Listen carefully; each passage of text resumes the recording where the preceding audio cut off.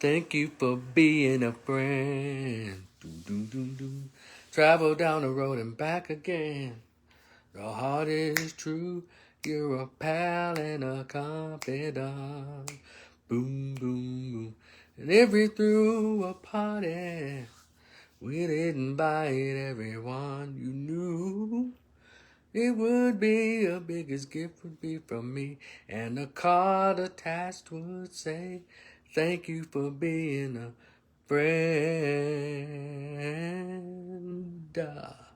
Anyway, what's up, y'all? I'm back with another one. It's Rico the Opinionist. Y'all fool with me if you cool with me. I have another topic because it's some things that have been on my mind. I didn't get a chance to get to them in the last week or so. Been preoccupied with other stuff, but now I want to try to get to them today. If y'all can hold on 1 second, let me go grab a bottle of water while I'm talking, because this was not going to be a long one, but I'll be right back. Hold on.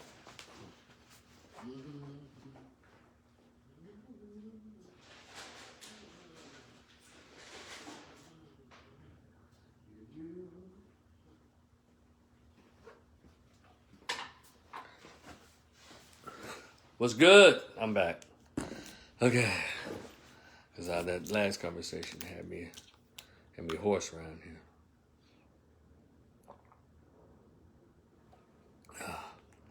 Let's get it. I'm going to get to this and we're going to move on. Again, like in my other one, shout out to Antonio Brown. If you have not checked out his interview with Brandon Marshall on I Am Athlete, very good interview. It's a good interview. He's really sharing his thoughts. I don't sense any mental illness anywhere with that brother. But there's another article that came out, another explosion in the media, I guess. And people seem to be upset. I know African Americans seem to be upset. Liberal, Democratic, black folks seem to be upset.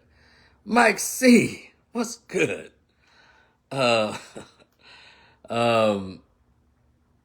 seem to be upset about something a Republican said, and black folks seem to only get upset when Republicans say something. I'm always upset knowing what they're saying, but as well, I'm upset with what these Democrats be saying all the time. I'm constantly pissed. Because they're the ones who're supposed to be looking out for black people. But they do the most underhanded things. They keep black people at the back of the line. So let's get to this. Okay. And Mitch McConnell is a horrible human being. However, he touched on something that I've always been talking about. That is this damn voting. He said, I'm going to read it right here off of this little website here. It's Cron or something. It says, Mitch McConnell says African Americans vote just as much as Americans. And the video went viral. I heard about this today when it first happened, but I didn't take time to really read the article and see what's going on. But when I saw the video and I read the article of him saying that, I said, see, I've been telling people on my blogs, on my Facebook page, my YouTube channel forever, and posing this question of number one, how in the hell are we are actually Americans when we still looked at as 3/5 in the Constitution? See, a lot of people are attacking him because he's a white Republican. And go ahead, take care of that. But for information, when I'm looking for information, I don't care where the truth comes from. I don't care what statement is made and who makes it, if it's something that sparks an interest or curiosity in me. See, we're looking at the outside. Well, no, he's a racist. He's a Republican because he can't say anything that's right or makes sense to me. But I've always posed the question, what's up, Kevin? Why in the hell are we still talking about voting rights when we're supposed to be full Americans? This white man said it out loud. He said African Americans and Americans. Now, some of you saying he must be talking about white folks. Well, let me go there with you.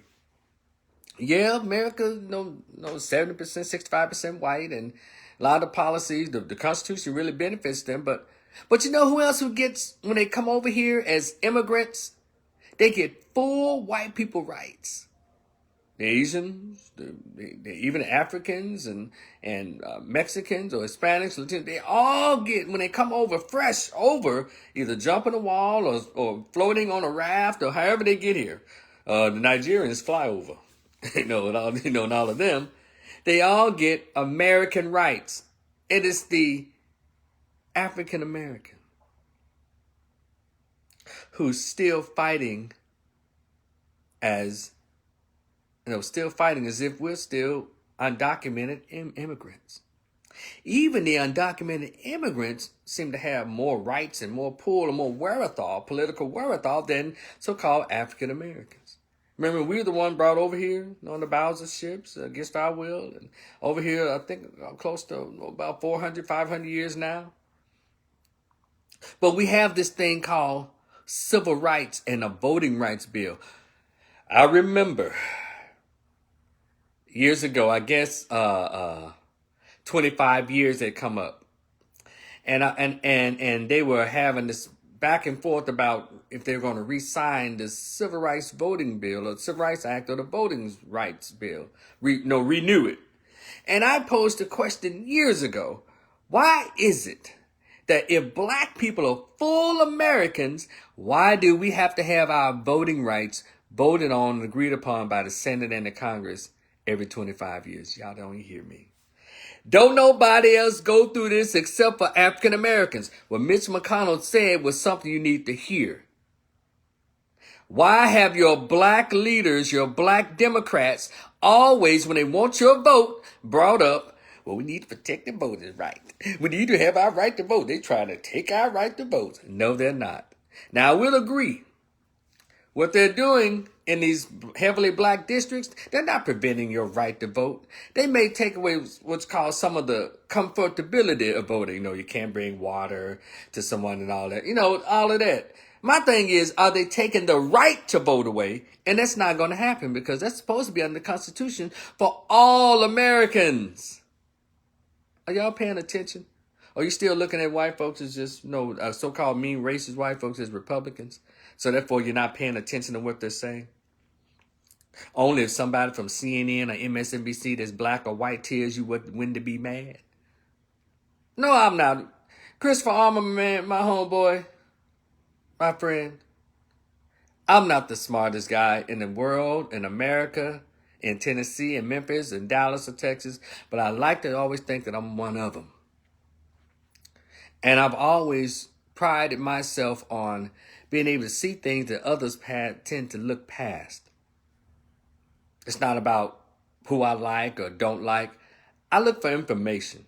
And I'm not a great researcher. Sometimes stuff it just appears. And so when I saw him say that, now he has to backtrack and all of that. So I would tell him, no, Mr. White Man, no, white man.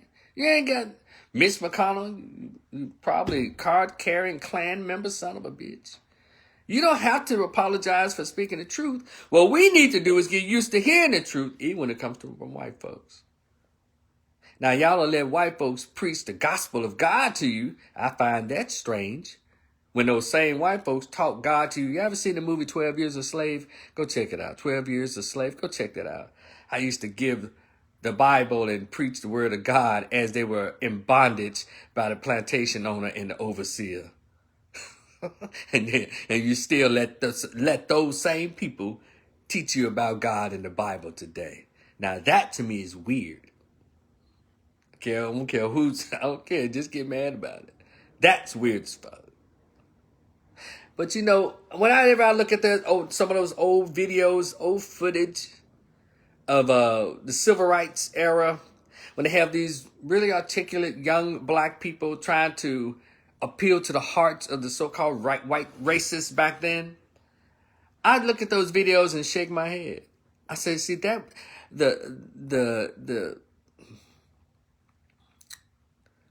the mental moves were being put on black folks, even the civil rights movement. The civil rights movement was a mental move, a psychological mental move, some slickness put on black folks. And the slickness still goes on today. People make so much money off of black ignorance. I know, Chris, I said it again. But it is everybody. All you got to do is say, oh, that white man said that racist white man. And I'm not saying that white supremacy isn't real and racist white folks don't exist. My thing is, how come we stop focusing on black folks? The Panthers was the last group who tried to teach. Dr. King was the last one that they allowed to even say, to tell black people, I'm black and I'm beautiful. And then that was it. After Dr. King left, they brought in all the divisive systems and ideologies. Multiculturalism, diversity. Hell, even affirmative action. And so whenever we hear them, we're so wound up about, they said this, they're attacking black men, they're attacking black women. They're marginalizing black women. They don't really care what happened to black boys and black men. Yeah, a lot of us don't even care. You see, so it goes to say that I'm not upset by what Mitch McConnell said, because we don't seem to listen to when black folks try to tell us the truth. We got brothers out here who speaking the truth. There's some sisters, and so they say, you know what? Damn, telling the truth. I make more money off of them by feeding them a beautiful lie. And a lot of blacks have gotten rich off of blacks by feeding beautiful lies, or omitting particular truths. And let's go back to those old videos from, Eyes on the Prize and people marching and all of that. And then you look at the people who were in charge. They were all bought off and bought out little bootlegs. A lot of them were, black fraternity. A lot of them were homosexuals who were leading this civil rights movement. And then when Dr. King decided to break away from it, then they all turned against him because they went against what their white zaddies was paying them to do. Let them focus on not independence and autonomy in this country. Train your people that they need to, we all should be together. And that means they need to bring their money with them. First, we pretended that we didn't want their money. Yeah, we don't want them around, but we still need their money. So that's when the black civil rights leaders were formed and put together to make that happen. And that's where we are. And so when they did that, we stopped looking at, I guess, the average white person as a potential enemy and said, no, just the Republican whites are our enemy. And so the liberal white Democrats or the liberal white people run roughshod all over black folks. All in their church, all in their homes, all in their neighbor, just all in their money, all in their pockets, all in their religion, just all over black folks. Infiltrated, all in their organizations, nonprofits, what I say is keeping tabs on the black thought. Yes, I'm very weary about joining stuff that I don't trust, especially your organization. What you doing, white members on your board. I thought this is an organization to serve black boys or black girls or whatever. What the Caucasians doing up here? Did you know they have a lot of white kids that they can be servicing? But why is it that a lot of Caucasians love to serve on these black boards and be out in these inner city with these nonprofits? Y'all ain't paying attention. Because we've been trained so well not to give a damn for the most part about the welfare of our own people, even our own children. We just get excited when we see somebody white build something and say, hey, we're here to help. We're here to do this. When there's a bunch of capable blacks who's supposed to be already been doing that. That's what I'm saying. So when I hear the truth being told, it doesn't matter whose mouth it comes from. Mitch McConnell told y'all. He pretty much flat out said, they're not Americans. And I'm telling you, why is it, if we're supposed to be full Americans, why in the hell are we still talking about voting rights? These are your black Democrats who keep coming to you with this. No other group who's ever fought for freedom has ever fought for civil freedom. They've always fought for human freedom.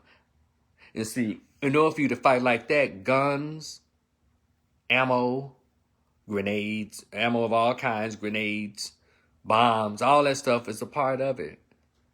You can't fight for your humanity and your respect when you sit down praying for the enemy. You sit down, let him hit you in the face with an ice cream sundae because you want to sit next to him. Who respects that? You can't sit here and just let him bite your ass with their dogs and all of that. They don't respect that. They laugh at that. Man, you know how many white guys and how many police departments got an erection? Being able to exalt that kind of vicious violence on people who are standing there and let them do it to them? Hit them all in the mouth and the face with guns. And we're going to pray for you, brother. You know, it's a lot of mental illness, a lot of anger and rage because of that. Because a lot of these guys in their 60s and 70s came and they see the young people like, man, we ain't talking about that shit. We ain't trying to let that happen. And they're upset because a lot of young people today are not going to bend over and hand them the Vaseline too. Yeah, they're not doing that. So they had to figure another way to subdue the passions and the rage. Thank you, Ernie. In young black people. Take the fathers out the home and put mothers all over them. And yeah, let them be angry, but let them have a displaced anger towards other men because their mothers hate the fathers of their children. So therefore, these boys hate men as well. That contributes to a lot of the male-on-male violence in our community because they were raised in a household to be angry because of the emotional neglect or fathers not being there and the mom saying, well, he ain't want to be here because he ain't want you. That's not true at all. 90%, I think 70% of the cases, it's not true. And so that's why you got these angry boys. We're going to have to start telling the truth. So, but most importantly, when we gonna talk about this? When the Congressional Black Caucus is going to tell the truth of why they really out there? Why they've been so ineffective?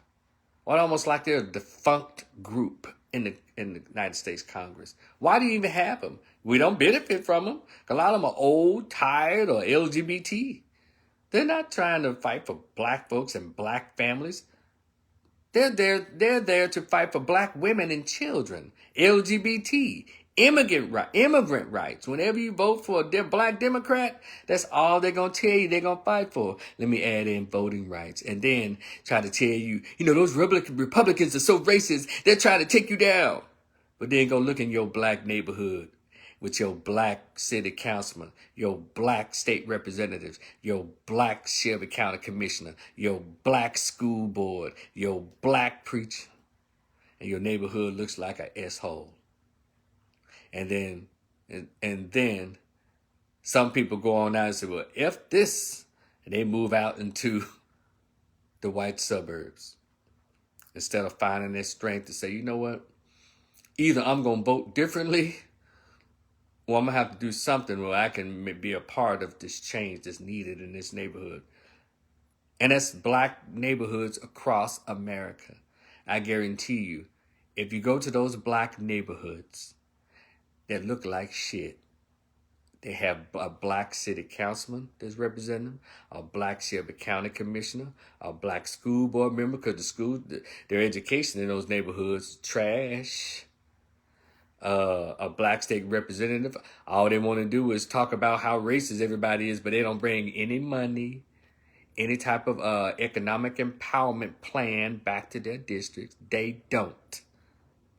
Because all they want to do is be invited everywhere and be invited on all of the programs and all the barbecues. Say, hey, this is state representative such and such, and he's black. This is state representative, or this is congressman. Even if you have a congressman out of a majority black district, you can't get any money, any real money. But those same black city councilmen, same black Shelby County commissioner or county commissioners, same black school board members will get together and vote on a $500 to $800 million package to build a stadium. And in the same time, gentrify all the black neighborhoods around that stadium. Something like that. They know how to vote to get $800 million to go to white corporate backers, white corporate leaders, and maybe 6 little black subcontractors. I know this sounds rough, I know. See, Mitch McConnell didn't have to say what I already knew. Are African Americans really Americans?